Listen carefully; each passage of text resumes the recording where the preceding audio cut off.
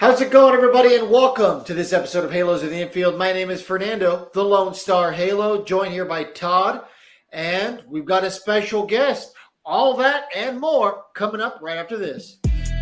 Hey, you are now listening or watching the Halos in the Infield podcast, sponsored in part by Noble L Works over on 1621 South Sinclair, where you can get discounts by just mentioning HITI, Halos in the Infield, drink discounts on us, baby. And also by 714 tickets. The price you see is the price you get, and you also get 10% additionally off in the Apply Now code once you order your tickets just by mentioning HITI, Halos in the Infield. Now enjoy the show.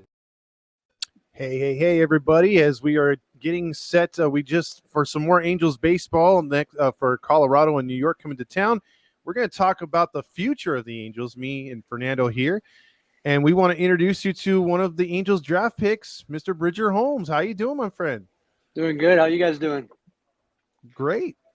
How is it? How does it feel to be in the majors? Well, not yet, but majors. Have the opportunity to be in the majors. Yeah. It feels great, man. I'm from a small town, so it's kind of a dream come true, and no one from where I'm from really does this, so it's kind of a big deal for me, especially in my family. So just being here itself is pretty awesome. But the ultimate goal is the majors. So, yeah. Well, tell us a little bit about where you came from. That small town. I was originally born up in northern Washington, kind of north of Seattle, a couple hours. So I grew up a Mariners fan. Okay. But, wait. Hold on, Bridger. Are you a Seahawks fan?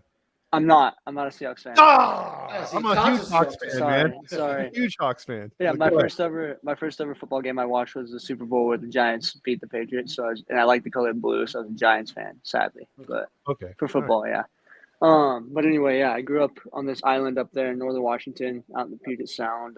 Lived there for 15 years, and then moved down to the Oregon coast for high school, and then down there. I had 4 years down there, went to JUCO for a couple of years in NorCal at Feather River Community College, and then 1 year at Oregon State, and now I'm here. So I dove in a little bit to your time with North Bend High School. So you earned a second-team All-League honor as a freshman. Correct, yeah. So what was that like, to right out the gate have a little bit of success? Was that really like your first time when maybe the wheels started to turn to think that you could play in college? Yeah, that's a long time ago now. Yeah, it was a big deal kind of starting on varsity. We had a pretty good team that year. We made it to the semis. So I was playing right field and third base, and I actually didn't pitch one inning that year. So I got that second team was for, just hitting. But, yeah, it was pretty cool. And then they moved us up a division for sophomore year. So I didn't get anything that year. And then my junior and senior year, I didn't have anything because of COVID. So, yeah, but after that freshman year, I wouldn't say college, but I realized that I can, play competitive high school baseball at not a big school, but not a tiny school. So I just, I needed that confidence a little bit as a freshman, especially seeing that most of my freshman teammates were playing on JV and stuff. So it definitely helped me out a little bit. Are you pretty confident with the bat? Because you said that, that honor was swinging. Yeah, I used to be, for sure. Okay, so you probably couldn't do it anymore in the minors. Yeah, well, now it's a golf swing. So fair enough. I went to JUCO as a two-way, and then once they saw me pitch, they're like, "Yeah, you're pitching." I was like, "All right." Yeah. Did you like the two-way experiment? Your time doing that for JUCO? It was pretty quick. I would honestly say not really. I think one or the other is the best option. I have kids that ask me about it that are in high school. I say, yeah, pick one or the other, because especially when you decide to do the PO thing, like you can focus on that so much more and, get the work from the teammates, coaches, like one-on-one, where like I've played with guys at JUCO that were doing both and they could not spend time on either one that much. So. Yeah. So now that you got to toy around with it a little bit, like, does it give you a newfound respect for a guy like Shohei? Yeah, Shohei's a freak, and he's the reason why people think they can do that. So of course, everybody wants to do it, right? Yeah, and then Caglione too, but he's also 6'5" and a freak. So yeah, I have major respect for both those guys. Yeah. What are your numbers after? Did you go to the combine? I did go to the combine. Yes. Yeah. Okay, what are they? What were your numbers at, height wise, and all that? Oh, height wise, I'm 6'4", Okay, but okay. I didn't do any of like the testing stuff. Most barely any pitchers did that. So you can opt in and opt out of a bunch of stuff. So yeah, I didn't do any like the broad jumps and all and the running and stuff. So Did they tell yeah, you have to be like a certain weight? Did they want you to bulk up? Did they tell you anything like that? the combine or the Angels specifically. The combine? 'Cause Um, no, not at all. I mean, I'm pretty decent size right now. So yeah, yeah, because nothing. you're what 6'4", about 220, something like that. 220. Yeah. Yeah, no, I'm doing fine. And they most of the combine was getting tested on like MRIs, X-rays, and ultrasounds and all that stuff. So yeah, Yeah, making sure you have no scar tissue, nothing like yeah, that. Yeah, yeah. exactly. And so some guys that had that kind of hurt their draft stock, so that's why they do it to make sure there's nothing. They don't want to be giving big money to somebody that has like something torn that they're not talking about. So Absolutely. yeah. Was Oregon State somewhere you wanted to go, or was that just circumstance? I actually grew up an Oregon fan because Okay. my dad played football there at Oregon. So I grew up an Oregon fan, but you know, when I was a kid, Oregon State won 3 natties. So just watching that kind of, you know, made me obviously want to go there. And then when they came calling, I wasn't going to say no. Was he mad you were a beaver, not a duck? No, he was supportive the whole way, but he only wears like when he wears the Beaver gear, he only wears like Beaver baseball. He won't wear like just a regular Beaver shirt. He had no Beaver, Yeah, like basketball, Beaver football. yeah. He told me like he was all like he sat me down. He's like, I have to tell you, like I still have to root for Oregon football. I was like, Dad, you're totally fine. Like he went there, it's totally fine. So yeah, That's it's cool though. Did you play My, football at all growing up? yeah, all the way through high school. Yeah, I love football. Yeah. Okay, so what made you go with baseball over football? Did you just think you were better at baseball, or did you have a true passion for it? Uh-huh. I was good at football, but once again, I wasn't like elite. Like I was never gonna play like D1 football. And baseball is obviously something that I could see myself, you know, maybe having success in, and it's a lot healthier on the body. And I've always loved baseball a little more, but I love football. That shit was oh, awesome. Did you try playing wideout, or were you trying to be like a quarterback? I was a wideout. I was a little skinnier and faster in high school, but I honestly love defense more. I played outside backer, love covering guys, Oh making wow, tackles on okay. sweeps. Yeah, that's Because what I I would I got. have I guess got corner. I don't know why. figured you'd been a safety, like if you were going to play. yeah, no, yeah, for sure. I was just one of the more physical guys. Like I said, we didn't have that many options, so they put the physical guys at backer. So Okay. I'll take it. So, what other colleges were you considering then? I mean, obviously, I'm guessing both Oregon schools were on there. Yeah. So it kind of was pretty slow for me until around October, I think, of my sophomore year. So in 2022 at Feather River, they had like a sophomore showcase down in Sacramento. So I went there, and then pro scouts, and the first school was actually Kansas State. They wanted me to go visit out there, and then a bunch of the Cal State schools like Sac State, and then Nevada, Cal Poly schools like that. And then my coach came up to me, he's like, "Hey, like, do you want us to talk to like Oregon State?" And I was like, "Yeah." And then once they both scheduled a visit for me, I just told all the other schools that I wasn't gonna. Was that nerve wracking for you as far as like having guys just they're rating whatever you do, even when you're standing there, they want to see how you're interacting with other players. Was it hard for you to just be yourself? Did you have anyone tell you, hey, just focus on ball, don't worry about all the eyes and ears Yeah, checking you out and stuff like that? I mean, was that nerve wracking for a young guy like yourself? yeah. I mean, everybody tells you that, but doing it is another thing.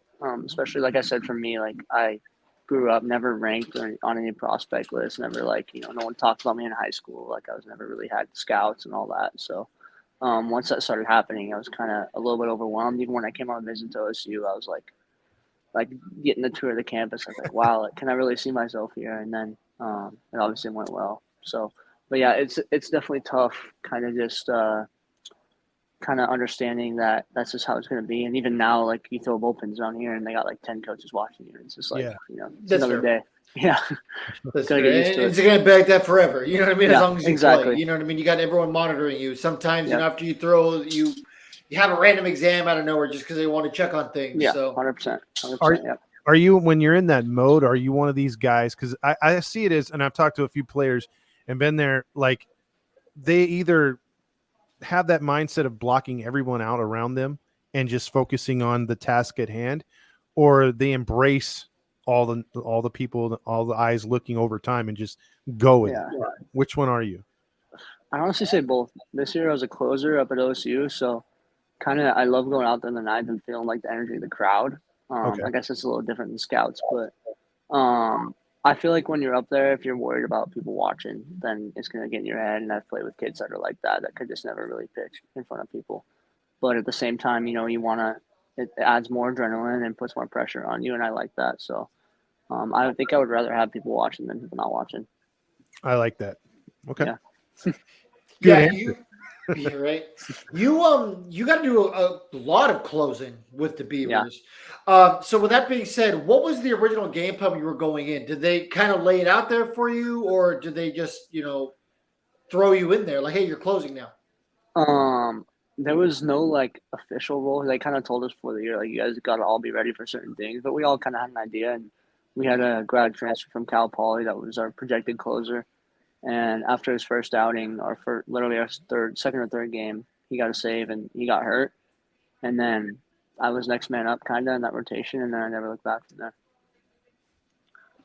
Okay. Do you like the idea of closing? So people either want to be a starter or they want to be a closer, right? You don't Yeah, really have too many guys like, oh, I want to be a spot starter. I want to be a long a reliever. setup You guy. Yeah, know, yeah, Yeah. you do it, but yeah.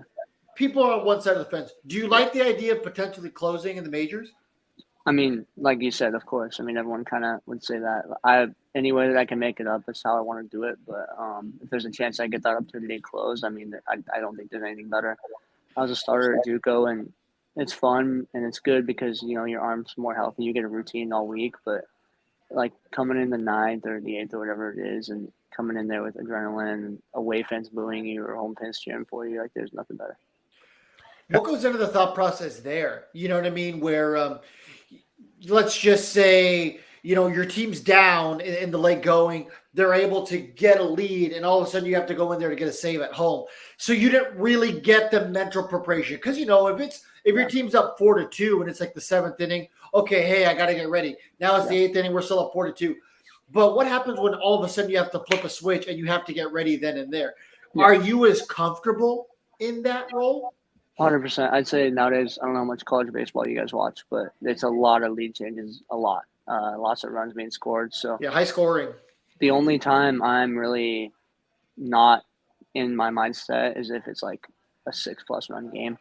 And even then, they brought me in the regional to close a 5 run game. So like you can always come in. So I was always in that mindset. I learned that lesson when I think it was against Nevada. We were up by 7 with 2 innings to go, and next thing I know, it was 10-10 in the ninth, and I was in. So um, it happens all the time, and you just always got to be ready. So even if it's like I said, a 7 run game in the eighth, like I'm still gonna be like I'm not gonna be like all like fired up, but I'm gonna be down there staying loose and making sure like in case anything happens to the last out. I know one thing. You probably miss a lot of things in college. I mean, we all would if we're leaving college to go to the pros and everything. But I know one thing you don't miss, Bridger, and that's aluminum bats. How happy are Yes, you to see wooden bats? absolutely. Yeah, there's so many, dude. Don't even get me started on that. But yeah, I'm super excited for the wood bats, especially a guy like me with a lot of horizontal movement, with bats breaking and stuff. I want to say, I'm not trying to sound like that guy, but so many hits this year. It kind of seems like infield hits or dinkers. So, um, yeah, that the aluminum bats in college is crazy, especially with the how big guys are nowadays, and Yeah. just playing, being down here around, SEMO and him, just he's huge and he rakes just in that tiny ballpark at Tennessee. Like I can't imagine Oh hitting yeah, him with an aluminum bat there. I'd want to pitch behind one of those cages if I was in Yeah, dude. college, man. Yeah, You Have have you a gotten lot to of face him yet? I Like live haven't. at bats? I have a live tomorrow, so I probably will, but not yet. No. Have they given you any kind of like idea what they want from you as far as like them stretching you out for multiple innings or a 1 inning guy? Have they told you anything like that, or they're just getting to know you and getting to see what you got? I think what they kind of say is just whatever you're like. I mean, I'm sure I'll be in the pen, but whatever. Any way I can get a lot of innings is kind of how it works. So if I need to stretch, then that's fine. Just want to make sure I'm ready before I get sent out anywhere. Well, when you make it to high A, because you will, and you're gonna, you're that type of pitcher. You'll be close to family, and that's in Oregon. Yeah, So that'll be pretty cool. in Washington, I think. Yeah, Oh, yeah. Washington, Tri-Cities, yeah. yeah, But Tri-Cities. no, you're good. I think I looked. It's like a 6-hour drive, so it's way better than anywhere else for sure. Oh yeah, And you definitely have family there. and I've grown up. I grew up in Washington too, so yeah, it was pretty cool. I hope, not hope, or I don't really care, but I do kind of. If I had somewhere to pick, it'd be there. So That's cool, man. yeah. How do you? So let's real quick talk about your delivery. So I guarantee you, this is the question you're going to get. Here on out, any podcast or interview you're going to do. So explain the delivery. When did that whole thing kind of start? Because it's a very interesting delivery. Yeah. Honestly, pretty recently, I was always kind of a low 3/4 guy. And even up until my sophomore year in junior college, I was still like low 3/4 and all that. And then I don't remember exactly why, but my slot kind of started dropping a little bit. I always played shortstop as a kid, going to a small school, and I always do sidearm, so I was able to do it. But slot started dropping a little bit, and then I had probably 4 straight outings my sophomore year where it was like 4+ walks. I'm like trying to figure out what's going on, and it was my slot was going from like low 3/4 to sidearm to higher, and it was all over the place. So I kind of sat down with my head coach, and I was like, hey, like this is like, well, you gotta find a consistent slot. Like it doesn't matter what it is, it just got to be consistent. And so I kind of just stuck with the sidearm, and then did it through summer ball. And in the beginning, it was pretty hard to control things for sure. A lot of movement and a lot of herky jerky, funky stuff. So, and then into fall ball at Oregon State, it was kind of good. And then I made a big adjustment in January of this year. I kind of dipped a little more with my front side, so it lowered me a little bit more and got my body more behind it. That's when I started throwing like 93, 94, and kind of getting a lot better command. And you're able to keep that same delivery for all your pitches. Yeah. That's the best part. Yeah. Yep, that's what I focused on a lot. The coaches always ask, like, if you're talking to a scout or something, they'll be like, hey, like, what do you use TrackMan for? And I'd always say, like, the delivery. Like, that's the main thing, like, where I'm releasing the ball and making sure that dot's pretty similar every time. Yeah, you don't want to make it any easier for these major leaguers, man, to pick up on that. No. Because then it'll feel like you're pitching to aluminum bats the way these guys hit. Yeah, some of these guys. Yeah, it's crazy. So for any of our listeners who may not be familiar with your play in college, what's your pitch repertoire and how comfortable are you throwing those pitches in like specific counts and all that? I throw a standard 4-seam, but it runs a lot due to my slot. I've always had a lot of natural run on my ball. So that'll run about 20, 25 inches at times to the arm side. And then my other pitch is a sweeper, and it's pretty good. And I throw it a lot, kind of like the same type of movement the other way. So my big thing is just, pitching in and out a lot. And I'm comfortable throwing the slider in any count, and same with the fastball. It's just kind of, I got my pitches called for me this year, so I didn't really get to work that. But yeah, I definitely threw a few 3-0 sliders this year if I felt comfortable and all that. So yeah. That's good. I mean, it's always good when you can bust a righty in on the hands, or at least get them to think they're going to get busted in and kind of like freeze them. So I had some good ones where it came in this year and they swung and fell over. So that's pretty cool. And then inside, do you show them up, or are you the type of pitcher just like kind of like walks off the mound and kind of like, laughing to himself? Yeah. I had a couple of stare downs this year. I did one against Oregon because, rivalry. But there's no bad blood. It's just, entertaining the fans and having a fun time. Yeah. Are you happy you now play in that era of baseball where like it's acceptable to kind of have fun? Because, for so long, I mean, growing up, baseball was very serious. Yeah. Couldn't do that. Yeah, no, it's a great question. Yeah, I honestly like it, especially growing up a fan, and seeing hitters bat flip. Like, that doesn't piss me off. If you don't want to get a bat flip, don't give up a homer. But yeah, I'm glad it's kind of accepted now, giving everybody more freedom to have fun, and the fans like it for the most part from what I've seen. So. Oh, absolutely. Because if someone bat flips on you, but then the next time they come up and you freeze them, you best believe you're going to be 100% on them right back. Yeah, it makes baseball a lot more fun to watch for sure. Exactly. Yep. You know what I mean? We grew up in the, Todd and I grew up in the era where, someone hits a big home run in the game, the ninth, eighth inning, whatever it is, get the team over the hump, walk off, whatever the case is, and there's barely any celebration. Yeah. Unwritten rules it was. It's great for the game, yeah. And I think that combined with the pitch clock and then the bigger bases and all that have really helped fan engagement recently. So I think it's great. Absolutely. Now I got to ask you, when the day of the draft, or at least when you got drafted, did you know prior to the pick, or was it just right on the Angels pick? I knew a little bit prior. The draft was pretty weird. There's a lot of big money spent on the first day. High school guys, they make a lot of money, as you guys know. And then there's some money saver picks going on the second day, so it kind of messed a lot of things up for a lot of guys. But I kind of got a call from my advisor, and he said, Angels are kind of looking at you, like it could go to them. And then he hung up and took a phone call, and then he told me, he's like, Angels right here. And then I looked at the TV, and it was the pick before, I think. And then I got a text from somebody like right away, and it said, congrats or something. And I hadn't even seen it on my TV yet. My TV was behind. And then like a couple seconds later, it came on. So it was a pretty quick process. So it's kind of how it goes on that second day and third day. So. Yeah, I was there. So I live in Fort Worth, Texas, and I was there for the day of the draft. So I got to see Simo get drafted. Yeah. Got to talk to him for like 10 seconds. Yeah.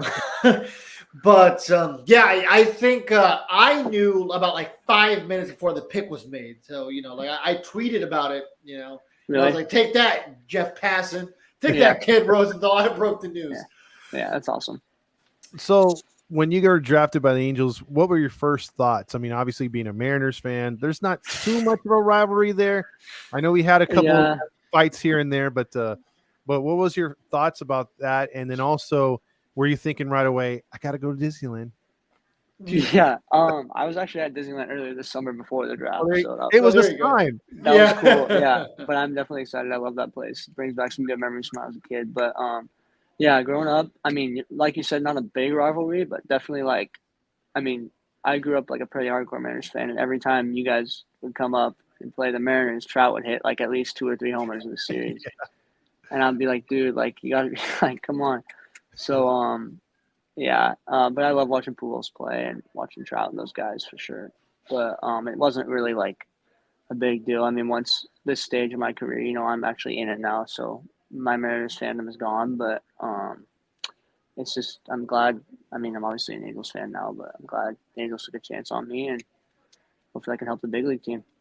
Well, dude, when you get to the show, I know you're gonna fanboy when you're on the road in Seattle. It's okay. We'll give it to you, man. You can walk in the stadium, on the field, and just be like, it's okay, man. I'd do the same thing if I were you. So yeah, for sure. Well, it was crazy because we were down here. We're down here at the complex site, spring training complex, and Trout was down here rehabbing last week before he went to Salt Lake. And he just comes walking through, and I'm like all of us were like, oh shit! It was pretty cool. And then he gave like a little speech to us also, so it was pretty awesome. But did you get any one-on-one time with him at all? I did not. No. But it's just cool, kind of even just being talked to by a guy that you grew up watching play and all that. So yeah. Yeah, you'll see that too. Like the alumni are really involved with the players, the youth players. Yeah. So you'll see some 2002 guys come in. You'll see even guys like before that come in, give speeches and stuff. So that's pretty good to pick their brain, man, whenever you get a chance. We talked to Ben Joyce the other day, and he was like, yeah, man, I picked Chuck Finley's head, Tim Salmon. So you get that opportunity, man, make the most of it. Yeah, it's pretty cool for sure. Yeah. So I want to ask you, what was it like to play in the age where NIL was a thing? Was that like an added advantage to, perhaps staying in college a little longer? I don't know if you had any kind of eyes in terms of the draft a couple, over the years, but. Well, I can tell you that's for sure why Prager didn't sign, I think. Yeah, that's fair. But yeah, I don't think it's a bad thing at all. Like, I know some fans have a strong opinion on it, but I think the athletes do deserve to get paid with how much money is getting going into it for them. We agree. Honestly, I think the NCAA should be paying their players. Period. I agree. They But make so much money. Yeah, I agree. absolutely, this is $1 billion organization, especially Exactly. sports like baseball, basketball, football, the sports that truly generate revenue. I Yeah, believe they should be truly playing the 100%. players because NIL, that's not them doing anything. Yeah. It doesn't cost them a penny to do that. No. Yeah, it costs alumni. Yeah, but as much as it is good, it kind of has ruined the sport a little bit from like. I mean, I go to Oregon State, so you know all the stuff that happened with the conference and all that. So it kind of seems like it's just a pretty big advantage for the SEC schools with how much money they make. But I guess that's just how it is. And It's a billion-dollar yeah, industry. And so yeah, I mean, and that's what, again, I mean, over here, I mean, college football is not as huge as it is up in Washington and Oregon. They still like yeah, their UCLA Or Bruins, Texas. Trojans. Yeah, that yeah. too. But it's so weird to see, I think I forget who went to the ACC from Cal and the Stanford. yeah, I mean, Yeah, what is that? And then that all terrible. it's going to do too is it's going to cost the colleges more money for your schools to, like, for the lower sports like volleyball and Exactly. soccer. They got to pay I to was- go all the way across the country now. I was gonna say like it's just for football, it's fine. Like you got to make like 4 or 5 trips over there, whatever. Correct. But you talk about sports like even like baseball or like you said volleyball, any lower class sport, like they're going over there middle of the week to like if Cal has to go down and play Florida State, it's all the way across the country, and you're gonna be there for 4 days, and yeah, it's brutal. And going through that and having to do school, not traveling that far was hard. I can't imagine how that's gonna be for those kids. Yeah, it's going to be tough for them to pass. I mean, Yeah. unless geez, it's Yeah, for it is the tough. guys that are looking to make this their their future. If they don't have a backup plan, they're not going to finish college. They're going to wind up having to do it after their career is over. Yeah, 100%. Yeah. So, but I'll go ahead for now. Oh no, I was gonna ask one of my last questions. Oh, go ahead. Okay, so 2 more questions for you, at least out of me. So Travis Bazzana, teammate of yours, drafted number 1 overall. What's that like? See one of your teammates. I don't want to say against all odds. He's a great player, phenomenal player, but obviously coming from a country that isn't well known for baseball. Yeah. What's that like as a teammate? It's awesome. I was actually at his draft party, so that was really cool seeing him get drafted and being there and everyone being happy about it. But yeah, it's awesome. I learned a lot from the guy. Obviously, I was only there 1 year, but still, just like the way he talks about baseball and the way he knows the game and his approach at the plate is all just really good. And you could be the worst player on the team, and you can go up and ask him a hitting question. Like I know the hitters talk about this, and he'll give you like a 10-minute lesson on what you need to do better and how it works and all that. And honestly, the most impressive thing for me was watching him talk about pitching. He'll watch like someone's bullpen and watch a pitch and be like, "Oh, that was 13 horizontal, 15 vertical," and it'll be like within like 1 or 2 every time. Wow. Which is pretty impressive. Most hitters don't know that stuff, and well, they Probably know an it, advantage but as a hitter too. 100%. And if you know anything about like Travis, he has a great plate approach. So I think he walked like 70 times this year, which is pretty insane. But yeah, like he's not gonna chase, and yeah, he had a lot of power in his game this year. And yeah, it was great playing with him for sure. Just watching that and being a part of that. Well, with him on the team, did he ever say, "Hey guys, let's take a timeout and play some cricket"? Did he ever do that? Or he did not. I feel like I heard that like his freshman year it was probably worse with stuff like that. Being his first year, but he was pretty. His accent was pretty mellow now, and his Aussie stuff is a little more mellow. But I think a few times he was telling us about the rules and stuff, but I don't really recall exactly what he was a cricket player, right? From what I heard. Yeah, he was. Yeah. Which is crazy. Go. Yeah. Well, it's kind of like that movie. I don't know if you watched it. Like 15 years ago, probably not $1 Million Arm, where they took cricket players and made them pitchers. Yeah, I don't know, but that sounds cool. Well, last question for me, man. Now that you're down in Tempe, are you being from the Northwest? It doesn't ever approach the kind of heat we have down here on the Southwest. How are you handling the heat, man? It's brutal. It has helped me a little bit. This is my 5th time being in Arizona this year because we played down here a lot at OSU. We had to go down to Tucson the last week of conference play, which was terrible. But it's definitely tough. Yeah, it's definitely tough. I'd say, I mean, I don't know. Like you said, Northwest. Like I'm pretty pale compared to most of the guys, but sunblock, my friend. I burn easy too. Yeah, it's actually been not too bad lately. It's just been like, I think it's the highest it's been was like 106, which is obviously still terrible, but Yeah, that's not too it's been. bad. What was? But down here it gets like 115 a lot in the summer, so I'm glad it hasn't been that. And But depending on the field, the heat rises. It makes it even hotter. exactly, yeah. Like in the morning it's kind of bad because sometimes they get like the storms here at night and it gets a little wet and then it rises just super muggy. So, Ugh, but yes. it's hard to get used to for sure. But I kind of like it. It makes you sweat a lot and get you in shape. So, yeah. Tempe Diablo isn't too bad in terms of like some compared to some of the other spring training facilities in terms of like the heat. Like Surprise, I don't know what it Yeah. is there. If you ever get to go there, man, you just We cook. Yeah, we played there at OSU in Okay, February, but it yeah. was definitely pretty hot. Yeah. I don't know what it is about that field in particular. That one Yeah. terrible. Really. The air Yeah. just sits there. It's a beautiful ballpark and a beautiful Yeah. facility. Yeah. Most of the ones in Arizona are, except coincidentally, Tempe Diablo is one of the worst. But Yeah. I digress. They're Yeah. redoing it, so Yeah. It's going to Yeah. be They're doing, renovated. they're doing construction down here right now. Yeah. That's good. yeah. So hopefully the facilities are a little more on par with the rest of the major minor leagues facilities. But so we end all of our interviews with minor leaguers with this. Now the built-in advantage you have is now the minor leagues. Once you officially have an assignment and everything, they're unionized, and that's a very new thing. Yeah. So a couple years ago, you don't have to deal with the eating ramen noodles out of a bathtub anymore. Hopefully, you still have to deal with the shitty per diems, but that's just part of the territory. Yeah. So I want to ask you, why is Bridger Holmes going to be a Major League Baseball player? Why are you going to get there? That's a good question. I don't want to feel cliche, but I feel like I just have a competitive edge on any of my opponents that I face. And I feel like I proved that a lot this year at Oregon State, throwing in the ninth and being able to do that successfully for the most part and doing all that. But I just think for me, it's, when I go out there, I have that mindset that nobody's beating me. And a lot of the guys that have success have that mindset. I wasn't really like that at JUCO, and I learned a lot from the staff up at OSU and our Friday and Saturday guy that both got drafted top 5 rounds, and they kind of had that mindset and they attacked every hitter they face, and no one's going to beat you, and if they do, get the next guy. And that's kind of what you need to have to move on to this level, and I know my stuff is there for sure. So just being able to be there mentally and throw strikes is going to be the biggest key for me.